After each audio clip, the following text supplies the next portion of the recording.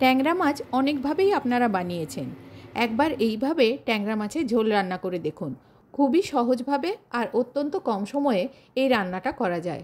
মশলাদার ট্যাংরা মাছ রান্না না করে একবার এইভাবে হালকা পাতলা ঝোল রান্না করে দেখবেন, খেতে খুবই সুস্বাদু লাগবে।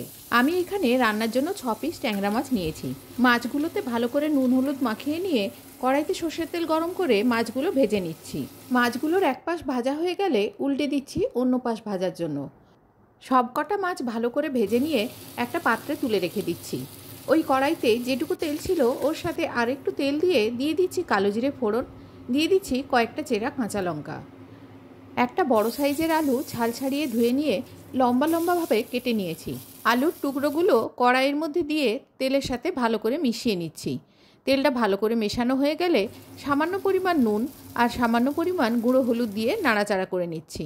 আলুটা যখন ভাজা হয়ে যাবে দিয়ে দিচ্ছি এর মধ্যে কেটে রাখা বেগুন। আলুর মতো করেই বেগুনগুলোও লম্বাভাবে কেটেছি। আর এখানে বাটিতে মাছগুলো যে তুলে রেখেছি সেই ভাজা মাছগুলো দেখাচ্ছি। বেগুনের টুকরোগুলো আলুর সাথে ভালো করে মিশিয়ে নিয়ে ভেজে নেব।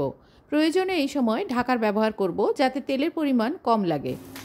বেগুনগুলো ভালো করে ভাজা হয়ে গেলে দিয়ে দিচ্ছি ঝোলের জন্য প্রয়োজনীয় জল। ঢাকা দিয়ে মিনিট 2 রান্না করে নেব ঝোলটা ফুটে ওঠা পর্যন্ত। ঝোলটা ফুটে উঠলে দিয়ে দিচ্ছি এর মধ্যে ভেজে রাখা মাছগুলো। ঝোলে মাছগুলো দিয়ে দেওয়ার পর ঢাকা দিয়ে আরও 3-4 মিনিট ফুটিয়ে নেব।